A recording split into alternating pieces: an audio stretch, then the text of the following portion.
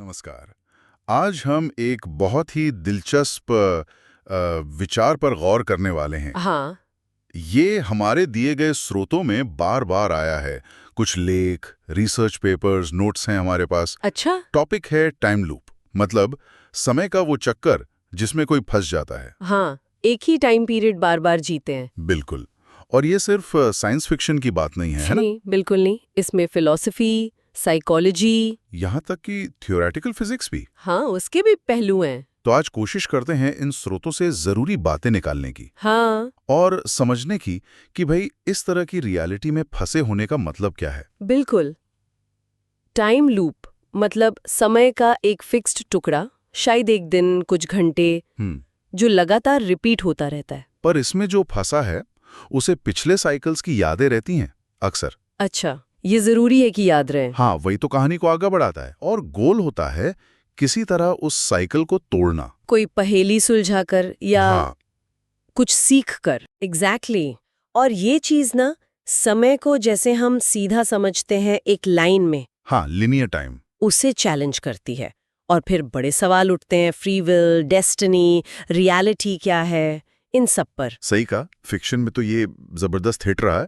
मतलब ground hog day, ओ हाँ, वो तो क्लासिक है। वो तो मिसाल ही बन गई। या। एक आदमी एक ही दिन जी रहा है बार बार। और एंड में बेहतर इंसान बनता है। हाँ, और भी उदाहरण थे हमारे स्रोतों में। Edge of tomorrow, source code. Russian doll भी, टीवी शो। हाँ, वो भी। तो इनमें क्या कोई कॉमन पैटर्न या थीम दिखता है इन कहानियों में? हाँ, एक पैटर्न अक्सर दिखता है। कैरेक्टर पहले कंफ्यूज होता है, जाहिर है। फिर शायद मजे लेता है, रूल्स तोड़ता है। हाँ, क्योंकि कोई नतीजा नहीं है अगली सुबह तक। बिल्कुल। फिर धीरे धीरे वो सीखता है, एक्सपेरिमेंट करता है और आखिर में समझदारी से उस लूप को तोड़ पाता है। तो ये एक तरह की पर्सनल ग्रोथ जर्नी हो गई। हाँ, बिल्कुल। गलतियों से सीखना, अपनी किस्मत खुद बनाने की कोशिश और अपने एक्शंस के नैतिक नतीजे समझना, ये सिर्फ एक प्लॉट डिवाइस नहीं है। ये कहीं ना कहीं आत्म सुधार की जो हमारी इच्छा है, उसका एक रूपक बन जाता है। अच्छा, तो ये तो हुई फिक्शन की बात। हाँ। पर असल जिंदगी में क्या ऐसा कुछ होता है? पूरी तरह से वैसा तो नहीं शायद। हाँ, पर कुछ मिलता जुलता। हमारे नोट्स में डेजा वू का जिक्र था। हाँ, डेजा वू। वो अजीब सी फीलिंग के अरे ये तो पहले हो चुका है। हाँ हाँ, होती है कभी कभी। वैज्ञानिक तो इसे अक्सर मेमोरी की कोई गड़बड़ी मानते हैं, एक छोटा सा ग्लिच। ओके। पर कुछ लोगों के लिए ये इतना स्ट्रांग होता है कि समय पर ही सवाल उठने लगते हैं। एक केस था 2015 का। हाँ, मैंने पढ़ा था उसके बारे में। ब्रिटेन का एक युवक था जिसे एंग्जाइटी की वजह से लगातार डेजावू होता था। उसे लगता था वो 8 साल से एक टाइम लूप में है। बाप रे, 8 साल? हाँ, और इसके अलावा कुछ साइकोलॉजिकल कंडीशंस भी हैं, जैसे OCD, okay, obsessive compulsive disorder, जिसमें बार बार अनचाहे विचार आते हैं या कोई काम करने की जबरदस्त इच्छा होती है। ये भी कभी कभी एक मेंटल टाइम लूप जैसा फील दे सकता है। अच्छा।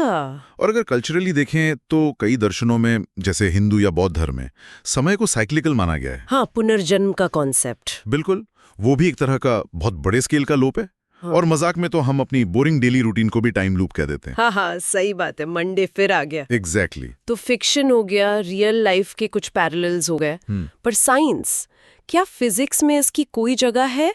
ये थोड़ा मुश्किल लगता है। हाँ, ये काफी स्पेक्युलेटिव है, लेकिन थ्योरेटिकल फिजिक्स में एक कॉन्सेप्ट है क्लोज्ड टाइम लाइक कर्व्स या सीटीसीज। क्लोज्ड टाइम लाइक कर्व्स, ये क्या चीज है? ये आइंस्टाइन की जनरल रिलेटिविटी से निकली एक, कह सकते हैं, गणितीय संभावना है।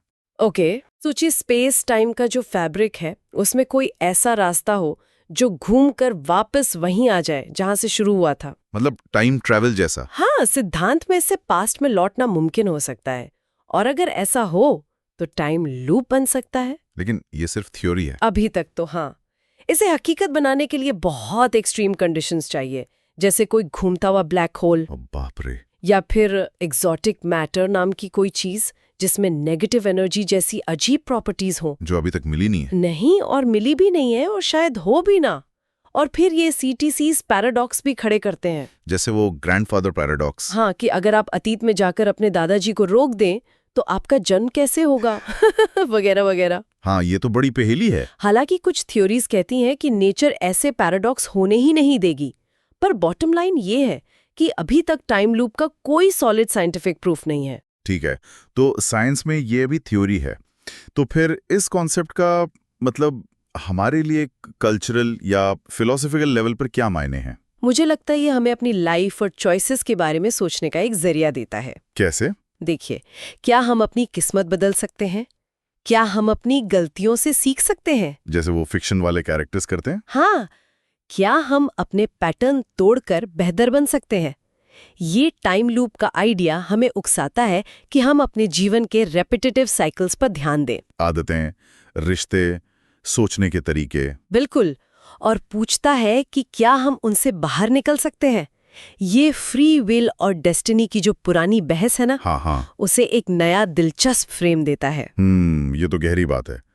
तो अगर समेटें तो टाइम लूप फिक्शन में कहानी कहने का एक जबरदस्त टूल है। हाँ, जो हमें सोचने पर मजबूर करता है। रियल लाइफ में डेजा वू या कुछ मेंटल स्टेट्स में इसकी हल्की सी गूंज सुनाई दे सकती है। सही। और साइंस में ये फिलहाल एक बहुत ही काल्पनिक पर इंटरेस्टिंग थ्योरेटिकल पॉसिबिलिटी है। बिल्कुल, ये कॉन्सेप्ट समय, रियलिटी और हम अपनी जिंदगी कैसे जीते हैं, इन सब के बारे में हमारी सोच को चैलेंज करता है। और जाते जाते एक सवाल छोड़ जाते हैं सोचने के लिए, कहीं ऐसा तो नहीं कि हम सब अनजाने में अपने अपने पर्सनल टाइम लूप में जी रहे हैं, अपनी आदतों में, अपनी रूटीन में, अपने सोचने के पैटर्न में फंसे हुए, जिन्हें तोड़ने के लिए थोड़ी सेल्फ अवेयरनेस चाहिए। हाँ, और शायद थोड़ी सचेत कोशिश।